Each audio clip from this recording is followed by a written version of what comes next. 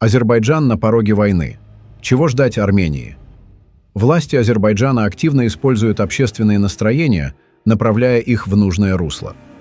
Анализ открытых источников показывает, что в азербайджанском информационном пространстве нарастает военная риторика.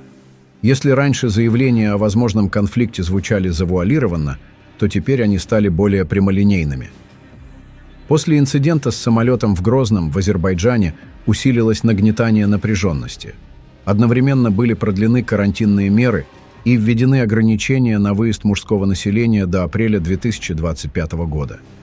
Существует вероятность, что в марте могут последовать провокационные шаги, связанные с транспортными маршрутами и контролем над стратегическими высотами. Официальная пропаганда преподносит эти процессы как часть новой стратегии, однако реакция общества неоднозначна. Оппозиционно настроенная часть азербайджанцев, проживающих за границей, критикует такие нарративы. Внутри страны часть населения поддерживает их, поддаваясь националистическим настроениям, тогда как другие граждане не видят для себя очевидной выгоды от такой политики. В свою очередь, депутат Европарламента от Бельгии Герольф Анеманс назвал заявления президента Азербайджана Ильхама Алиева в адрес Армении тревожными. В интервью корреспонденту Арменпресс в Брюсселе он отметил, что подобная риторика создает напряженность и противоречит принципам мирного урегулирования.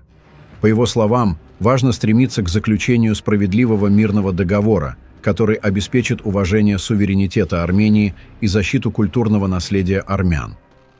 Армения предпринимает шаги для сохранения мира. Теперь задача международного сообщества – добиться конструктивного диалога со стороны Азербайджана, подчеркнул Анеманс. Касаясь концепции западного Азербайджана, он отметил, что она представляет собой интерпретацию исторических событий, направленную на пересмотр границ, установленных международным правом. Подобные территориальные заявления звучали и ранее. Важно, чтобы международные институты уделили внимание этим вопросам в контексте региональной стабильности, заявил депутат Европарламента. Какие цели преследует азербайджанская государственная пропаганда, продолжая распространять ложные сообщения о якобы военных провокациях со стороны Армении? Очередная волна дезинформации началась еще в ноябре и до сих пор продолжается практически без изменений. Продолжающиеся фальсификации, явно воинственная риторика в новогоднем послании Алиева, удаление соболезнований премьер-министра Армении в связи с крушением самолета Azerbaijan Airlines и противоречивые заявления МИД Азербайджана говорят лишь об одном – официальному Баку выгодно сохранять напряженность в регионе, создавая условия, при которых можно оправдать новую агрессию против Армении. Однако дезинформационная кампания может воздействовать только на часть аудитории внутри Азербайджана, тех, кто получает информацию исключительно из государственных источников.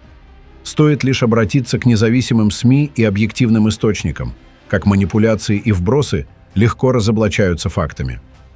На территории Армении находятся международные наблюдатели, абсолютно независимые от обеих стран, которые фиксируют ситуацию на границе. Поэтому любые попытки представить ложную картину происходящего не изменят объективной оценки международного сообщества. Армения, со своей стороны, последовательно выступает за стабильность и мирное сосуществование в регионе. Об этом свидетельствуют конкретные шаги, предложения о совместных механизмах расследования инцидентов и контроля за вооружениями, усилия по разблокировке региона на справедливых и взаимовыгодных условиях, инициативы, такие как проект «Перекресток мира». Однако для долгосрочного мира недостаточно усилий одной стороны, необходима готовность к диалогу всех участников. В то же время для эскалации конфликта достаточно односторонних действий, и именно такие шаги мы продолжаем наблюдать в политике Баку. С учетом этой ситуации Армении необходимо ускорять укрепление своей обороноспособности, а также добиваться расширения и продления миссии ИУМа, пока Азербайджан избегает подписания мирного договора. Очевидно, что Азербайджан выбрал стратегию создания управляемого напряжения одновременно с Арменией, Ираном, Россией и Францией. Он распространяет дезинформацию, провоцирует разного рода пропагандистские акции и использует сотрудничество между этими странами в различных сферах в качестве многостороннего пропагандистского инструмента.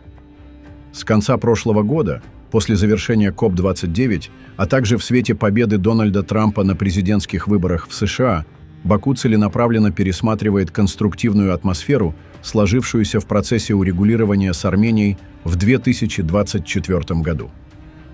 Азербайджан намеренно создает атмосферу управляемого напряжения, чтобы придать легитимность применению силы и угрозам ее использования. Ярким доказательством этого являются агрессивные высказывания президента Азербайджана Ильхама Алиева в одном из его первых интервью в этом году. Он говорил об армянском фашизме, предлагал свои условия для подписания мирного договора, требовал отказа от вооружения, изменения Конституции, уступок в вопросе так называемого Зангезурского коридора и повторял старые и новые тезисы. Кроме того, процессы по делам армянских военнопленных в Баку являются еще одним проявлением этой политики, а также попытками использовать их показания против Армении. Последнее заявление Алиева о исторических правах Азербайджана на Сюник – это очередное проявление той же стратегии. Активизация подобных публикаций в азербайджанских СМИ может быть связана с напряженностью в отношениях между Азербайджаном и Россией после крушения азербайджанского пассажирского самолета. Азербайджан таким образом решает двойную пропагандистскую задачу, создавая иррациональный информационный шум. Неясно, почему темы, которые были актуальны еще с февраля 2022 года, вдруг поднимаются сейчас, когда они уже потеряли свою актуальность. За последние 3 года Азербайджан и Россия тесно сотрудничали во многих областях, в том числе по вопросу Нагорного Карабаха, исходя из взаимных интересов. Именно в результате их закулисных договоренностей этот вопрос приобрел свой нынешний вид. В конце добавлю, что Армения уже не та, что была во время войны 2020 года в Нагорном Карабахе. У Еревана сейчас есть надежные военно-политические партнеры, такие как Индия, Иран, США, Франция и несколько стран ЕС. Таким образом, в случае военной агрессии Азербайджана против суверенной территории Армении, это будет сопровождаться жестким военным ответом. Этот ответ может включать как пассивные оборонительные действия, так и активные наступательные удары, например, по азербайджанским военным базам в Нахичеванском эксклаве. К слову, до советизации Армении и Азербайджана эта территория, Нахичеван, была армянской. И за ее передачу отдельное спасибо Ленину, который, любя армян, оставил Армении массу проблем, до сих пор не имеющих мирного решения. Карабах, кстати, тоже стал такой проблемой благодаря Ленину и его окружению, которые превратили его в мину замедленного действия между двумя народами. Одним словом, Армения готова к жесткому ответу, если Алиев окончательно утратит чувство реальности и решится на нападение на юг Армении.